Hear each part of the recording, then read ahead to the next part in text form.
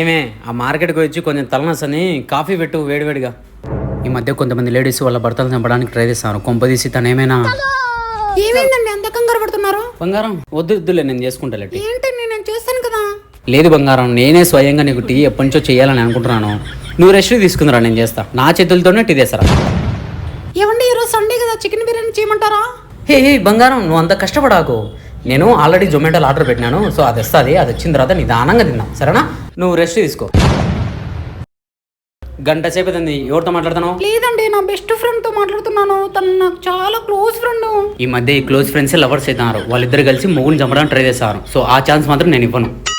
ఆ సెల్ ఇక్కడదే. ఎందుకండి? సెల్లులో బ్యాలెన్స్ కాదు, సెల్లు చెడిపోయింది. నాది రిపేర్ అవ్వగానే నేను తెచ్చిస్తలే.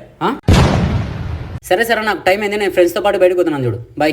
ఆగండి, మీకు మధ్యాహ్నానికి ఏం చేయమంటారు?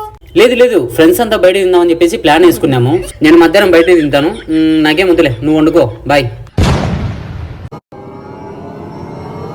అవును, నేను ఫోన్ మాట్లాడకుండా ఒంటరిగా ఉన్నాను కదా. సో నన్ను మేడపై నుంచి కింద దొబ్బేసి నన్ను ఏమైనా చంపడానికి ప్లాన్ వేసిందా నా పిల్లమ్మ?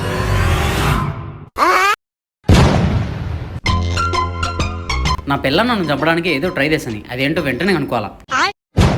అమ్మా, ఎవర్రా తొక్కేసింది? హలో ఏంటి నా పిల్లం వయసు లెక్కంది? హలో డార్లింగ్, నా మొగుడిని అటు తొక్కేసి కింద పడేలా చేశాను.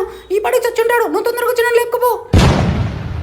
చావు నా దేవుడి నుంచి తప్పించుకోవచ్చు, కానీ పిల్ల నుంచి అసలు తప్పించుకోలేము.